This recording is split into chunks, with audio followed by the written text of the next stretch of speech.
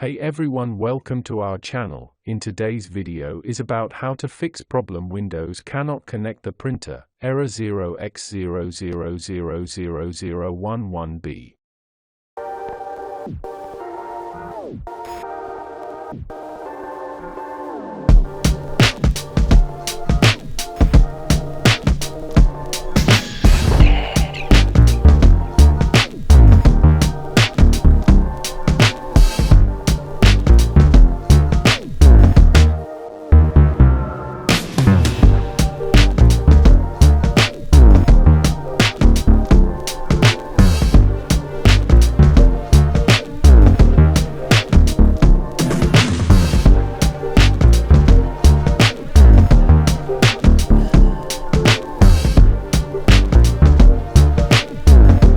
This video helpful, please like and subscribe to our channel, leave comment, share it with others so they can benefit too.